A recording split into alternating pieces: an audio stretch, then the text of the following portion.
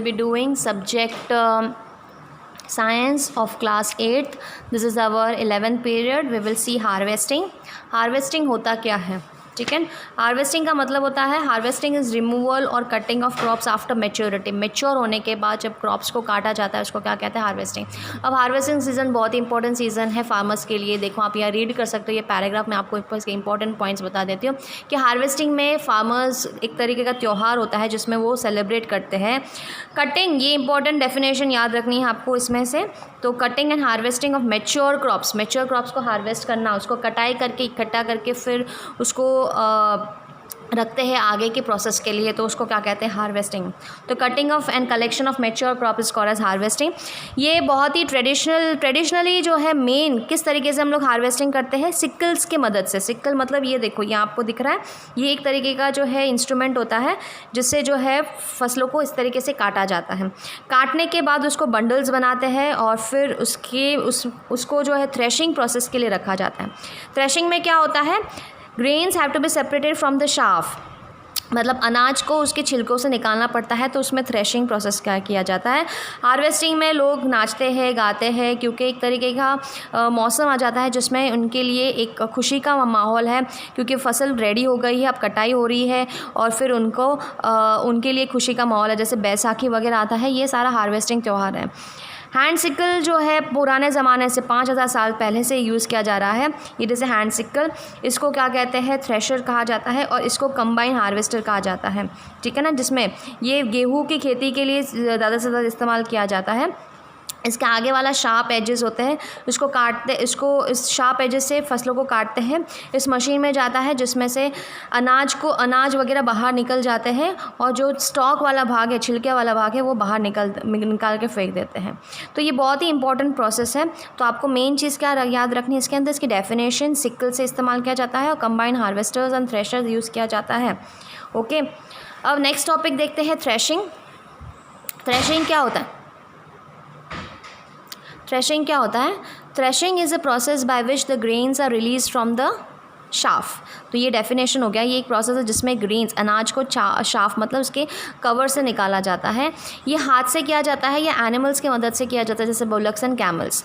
The harvested crops are spread on the ground and the bullocks और camels are made to walk over and over again and the feet still the grains come out of the chaff. तो एक तरीका है जिसमें खेतों को ये जो ये हार्वेस्टेड क्रॉप रहते हैं, इनको ग्राउंड पे ऐसे फैला देते हैं, फिर बुलक्स या कैमल्स को इसके ऊपर चलाते हैं, जिससे वो छिलके में से जो है अनाज निकल जाता है। The tractors are use for doing job in the modern time. आजकल जो तरीका है, ट्रैक्टर्स घुमाया जाता है। The leaves and stem of the crops are crushed in the small pieces.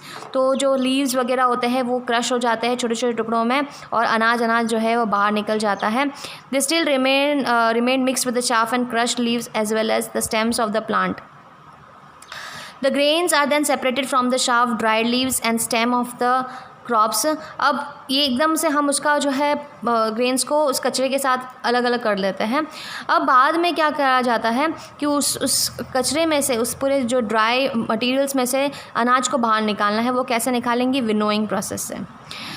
एक और तरीके से थ्रेशिंग किया जाता है, जैसे मैंने आपको हार्वेस्टिंग में बताया था। हार्वेस्टिंग और थ्रेशिंग साथ में भी किया जाता है। उस मशीन को क्या कहते हैं, कंबाइन कहा जाता है। क्या कहते हैं, कंबाइन। अब नेक्स्ट इज़ विनोइंग। विनोइंग देखो, ये आपको एक लेडी दिख रही है जिसमें वो हवा की मदद से, ठीक है ना, विंड की मदद से ऊपर से अनाज को गिराती है। इस प्रोसेस से क्या होता है कि जो भारी चीज़ होती है, अनाज एक तरफ गिर जाता है, और जो उसके साथ उसके जो रिमेन्स आते हैं, जैसे छिलके है या ड्राई लीव्स है, स्टेम के लीव्स है, स्टेम्स वगैरह है, ये स्टेम और लीव्स है, तो ये सारी चीज़ें उड़ के चली जाती हैं और अलग जगह पे इकट्ठी हो जाती हैं। तो इस प्रोसेस को क्या कहते हैं, winnowing.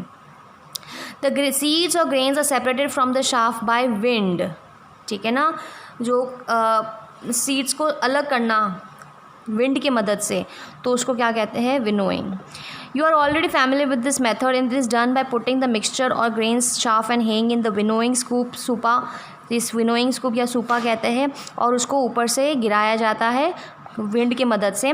The grains drop on the ground in a vertical manner well the shaft and the hedge being lighter fall away and forms a separate heap. तो यही मैंने जो अभी समझाया है कि इस तरीके से हम उसको गिराते हैं तो अनाज अलग से इकट्ठे हो जाते हैं और जो वेस्ट मटेरियल है वो अलग से इकट्ठे हो जाते हैं। ओके ये एक मशीन है जिसमें भी ये सेम प्रोसेस होता है, वेस्ट अलग हो जाता है और अनाज अलग होता है, जिसको विनोइंग मशीन कहते हैं। फिर नेक्स्ट टॉपिक आता है स्टोरेज। अब देखो आपने सब कुछ कर लिया है, अनाज को अलग से इकट्ठा भी कर लिया है, ग्रेन्स को इकट्ठा कर लिया। अब करना क्या है, तो उस ग्रेन्स को आपको अच्छे से स्टोर करना पड़ेगा। अगर आपने इतनी 6 महीने की मेहनत करने के बाद आप उस अनाज को सही से रखते नहीं हैं, उसका ध्यान नहीं रखोगे, तो उसमें कीड़े लग जाते हैं और यही आपके लिए प्रॉब्लम क्रिएट करता है। तो आपका मेन एजेंडा क्या होना चाहिए कि स्टोरेज, प्रॉपर स्टोरेज करना है। After harvesting, the crops produced to be stored properly. Care must be taken that the grains are kept. अभी तक क्या क्या ध्यान रखना है, अवे फ्रॉम मॉइस्चर, नमी से दूर रखना, मतलब पानी से, रेन बारिश से, protect from the paste and birds, चिड़िया और पेस्ट, छोटे छोटे जो चूहे वगैरह होते हैं उनसे इनको बचाना है, या फिर छोटे छोटे कीड़े होते हैं वो।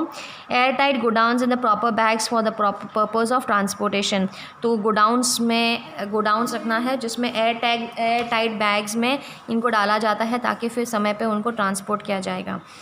The fresh crops produce has a lot of moisture. अब जैसे आपने ताज़ा जो है सीड्स निकाले हैं, तो थोड़े टाइम आपको क्या करना है, उसको पड़ा रखना है ताकि वो सूख जाए। अनाज को क्या करना है, आपको सुखाना है।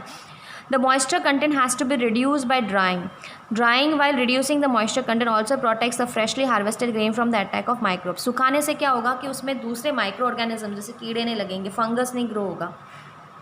The spoilage of the grain is prevented, जिससे क्या होता है, अनाज खराब होने से बच जाता है। In addition stored products have to be protected from the damage by rats. और जो स्टोर चीज़ें हैं, अब देखो आपने अनाज को सुखा भी दिया है, भर भी दिया है, अब जो आपने स्टोर किया है उसको किससे बचाना है, रैट्स और इंसेक्ट्स से बचाना है। ठीक है। In our country damage of by such organisms is highly as 25% of the crop produce. तो अब क्या है कि हम जो नॉर्मली यहाँ कहा गया अपने कंट्री में हम जो पैदा तो कर रहे हैं क्रॉप्स को, मगर 25% जो है वो लॉस भी होता है कीड़ों से। ठीक है ना, इसलिए प्रॉपर स्टोरेज मेथड ये होना ज़रूरी है। For the storage a great necessary in our country, farmers stores the food grain in a jute bags. इनको जूट बैग्स में रखा जाता है, बोरियों में रखा जाता है, या मेटालिक स्टोर बिन्स, मेटल की बड़े बड़े बिन्स होते हैं। अब ये एक डेफिनेशन आएगा, large scale storage of grains is done in silos and granaries. मतलब बड़ी बड़ी मात्रा में अगर हम किसी चीज़ अनाज को स्टोर करना है तो बड़े बड़े कंटेनर होते हैं मेटल्स के, जिसको सिलोज या ग्रेनरीज कहते हैं। तो large scale storage of grains, ज़्यादा मात्रा में आपको अनाज को स्टोर करना है तो हम किस में करते हैं, सिलोज या ग्रेनरीज में किया जाता है। ओके अब लास्ट टॉपिक है फूड फ्रॉम एनिमल्स। असाइनमेंट हम बाद में करेंगे। फूड फ्रॉम एनिमल्स, देखो एनिमल्स से आपको क्या क्या मिलता है, ये तो हमने सारे प्लांट्स के बारे में पढ़ लिया है। Man has been keeping animals since times इमेमोरेबल। कब से एनिमल्स रख रहे हैं जिसको हमें याद भी नहीं है। We keep some animals for specific purpose, जैसे कुछ एनिमल्स हम मिल्क और मिल्क प्रोडक्ट्स के लिए रखते हैं, जैसे कैटल्स है। हॉर्स, कैमल्स और बुलक्स को ट्रांसपोर्टेशन के लिए रखा जाता है। फिर बुलक्स को एग्रीकल्चर, खेती में यूज़ किया जाता है। काऊ डंग, इनके गोबर को जो है मैन्योर के रूप में इस्तेमाल किया जाता है। एनिमल स्किन को, एनिमल के चमड़ी को लेदर के गुड्स बनाने के लिए इस्तेमाल किया जाता है। शीप्स, ठीक है ना, शीप्स को किस लिए इस्तेमाल करता है, वुल और मीट के लिए इस्तेमाल किया जाता है। डॉग्स को जो है सिक्योरिटी पर्पस में, पेट्स के लिए इस्तेमाल किया जाता है। ठीक है ना। Just as food crops are obtain from plant, similar the food is obtain from the animals. तो प्लांट से आपको जैसे खाना मिलता है, एनिमल से भी आपको खाना मिलता है, जैसे मिल्क है, एग है। ठीक है ना, इसलिए उनका ध्यान रखना ज़रूरी है। फ़िश भी एक तरीके का खाना है। तो कीपिंग द एनिमल्स, अब देखो ये डोमेस्टिकेशन का मतलब क्या होता है कि जानवरों को रखना है अपने स्पेसिफिक पर्पस के लिए, स्पेसिफिक काम के लिए, उसको क्या कहते हैं, domestication. All domestic useful animals constitute life stock. तो सारे जानवर जो हम पालते हैं तो वो सारा मिलके क्या कहते हैं, उसको लाइफ स्टॉक कहा जाता है। Cattles, buffalo, sheeps, pigs, camels, ये सारे लाइफ स्टॉक में गिना जाता है। अब अब एनिमल हस्बेंड्री क्या होती है, the branch of agriculture that deals with the rearing of animals is called as animal husbandry. तो एनिमल हस्बेंड्री में हम जानवरों को पालते हैं, उनके द्वारा उनकी चीज़ें को यूज़ करते हैं, उस पूरे प्रोसेस को क्या कहते हैं, एनिमल हस्बेंड्री। तो बहुत इंपॉर्टेंट है एनिमल हस्बेंड्री, क्योंकि आपको बहुत अलग अलग चीज़ें मिलती हैं एनिमल से। तो यहाँ तक हमारा चैप्टर कंप्लीट हो गया है। कुछ माइंड मैप दिया हुआ है, मतलब एक शॉर्ट रिवीजन है। शॉर्ट रिविजन में क्या है कि क्रॉप्स क्या होता है, एग्रीकल्चर में क्या क्या चीज़ें आती है, क्रॉप्स के बारे में, एनिमल्स के बारे में, उनके प्रोटेक्शन, हार्वेस्टिंग और क्रॉप्स को अलग करना, ये सारे एग्रीकल्चर में आते हैं। क्रॉप्स के 3 पार्ट होते हैं, खारिफ, राबी और जायद। अब क्रॉप्स की एग्रीकल्चर प्रैक्टिस में क्या आता है, preparing soil, sowing, manure, irrigation, फिर वीडिंग, फिर crop protection, harvesting and prevention and storage. ये मेन जो है टॉपिक इस चैप्टर में हमने पढ़ा है। हमारा चैप्टर कंप्लीट हो गया है। अब हम देखते हैं इनके क्वेश्चन आंसर्स। देखो लगभग मैंने हाफ जितना टॉपिक हो गया है उतना तो मैंने क्वेश्चन आंसर्स उसके रिलेटेड करवा दिया है। कुछ टॉपिक अभी भी बचे हैं तो हम देख लेते हैं। देखो असाइनमेंट में ये हमने कर दिया है। नेक्स्ट क्वेश्चन है, what type of practices you will advise to increase the crop production, keeping in mind that day by day land available for the agriculture is getting reduced due to the setting up colonies and factories on the agricultural land। अब question आपको पूछा है कि आप कौन से तरीके से जो है खेती करोगे, ये ध्यान रखते हुए कि आपके पास ज़मीन कम है। क्यों? क्योंकि कॉलोनीज़ वगैरह सेट की है। तो प्रैक्टिसेस में यहाँ आ जाता है कि आप कौन से प्रैक्टिसेस करोगे। देखो शुरू में मैंने एक और क्वेश्चन करवाया था इसके अंदर प्रैक्टिसेस में, ये आपको मिलेगा यहाँ पे, ये प्रैक्टिसेस हो गए हैं, ठीक है ना। ये जो टॉपिक है जो ऑलरेडी हो चुका है, ठीक है ना, ये आता है असाइनमेंट का क्वेश्चन नंबर 2 का 1, ये 2 का 1 वाला है, सेम है। Okay, what type of improvisation can be done in the grain storage technique keeping in mind that the most of the buffer stocks get wasted due to improper storage। तो आप क्या ध्यान रखोगे स्टोरेज में ये रहा, care that must be taken, ये यहाँ से यहाँ तक की, तो ये 4 पॉइंट्स हैं। ये असाइनमेंट का सेकंड क्वेश्चन, ठीक है ना। ओके, आप खुद भी रीड करके ढूंढ सकते हो, बड़े हो गए हो अब। Select the odd one out, अब इसमें से ऑड वन आउट निकालेंगे हम। खारिफ क्रॉप्स, राबी क्रॉप, जायद क्रॉप और क्रैश क्रॉप्स। देखो ये एक सीजन क्रॉप्स है। कैश क्रॉप्स कौन से क्रैश क्रॉप्स होते हैं? जो कमर्शियल पर्पज़ में इस्तेमाल कर सकते हैं, जैसे कॉटन है, इनको हम क्या कहते हैं? Cash crops. तो ये ऑड मैन है। सिलोज, गनी बैग्स, ग्रेनरीज और फर्टिलाइजर्स। देखो ये 3 हम लोग स्टोरेज के लिए इस्तेमाल करते हैं, फर्टिलाइजर्स अलग है इसलिए इसको गोला करते हैं। हार्वेस्टर, थ्रेशर, कॉम्बाइन और विनोइंग। देखो ये तीनों एक ही काम करते हैं, जैसे कंबाइन में दोनों चीज़ें होती है, तो विनोइंग एक अलग प्रोसेस है, इसको गोला करो। मैन्योर, फर्टिलाइजर, कंपोस्ट और वीडीसाइड अलग है, इसको अंडरलाइन करो। ओके, तो यहाँ तक हमारा असाइनमेंट कंप्लीट हो गया है। क्वेश्चन आंसर्स में हमने ये कर लिया है। 4th वाला कर लेते हैं, ठीक है ना। 4th वाला हम करते हैं अभी, जिसमें मैंने शायद प्रिपरेशन ऑफ सॉइल भी करवा दिया होगा, फिर भी मैं एक बार वापस बता देती हूँ। 5th वाला हो गया है, 6th वाला हो गया है, 7th वाला भी हो गया है, 8th वाला मैंने करवा दिया, 9th वाला करवा दिया है और 10th वाला बाकी है इसके अंदर। तो let us see, write a paragraph in your own words in each of the following. Preparation of soil, sowing, weeding and threshing. मैं चारों बता देती हूँ, अगर मैंने पहले भी बता दिया है तो आपको लिखना सिर्फ एक बार ही है। Okay, preparation of the soil. Preparation of soil कहाँ है? Page number 7।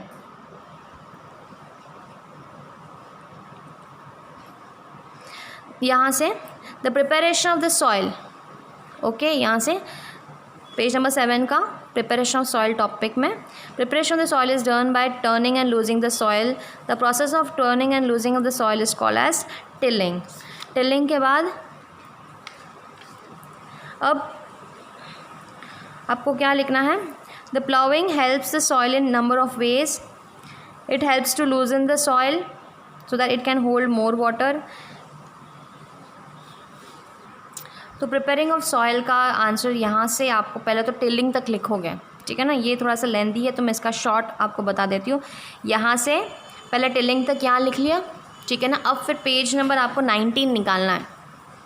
19 में आपको 3rd पॉइंट, देखो ये प्लाउइंग के बारे में ही है, तो ये पूरा पॉइंट आपको इसके अंदर ऐड करना है। कौन सा क्वेश्चन है? 4th का ए, NCERT क्वेश्चंस में से, ठीक है ना। ये 4th का क्या है? A question. Next question, sowing. अगर मैंने करवा दिया है तो कोई दिक्कत नहीं है, सोइंग के बारे में लिखना है।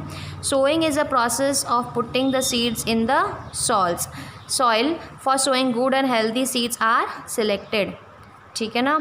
ये लिखना है। और इसके बाद आप ये पॉइंट लिख सकते हो, the seeds have to be grown at proper distance and depth to get a good yield. तो ये 4th का बी है, ये पॉइंट लिखना है और इसका डेफिनेशन, ताकि क्या है कि ये बहुत ही लॉन्ग आंसर हो जाएगा, तो आपको ज़्यादा बड़ा नहीं करना है। फिर वीडिंग,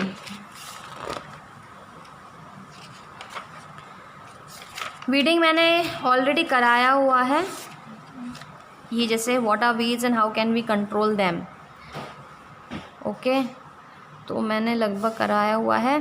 फिर भी एक बार वीडिंग के बारे में देख लेते हैं।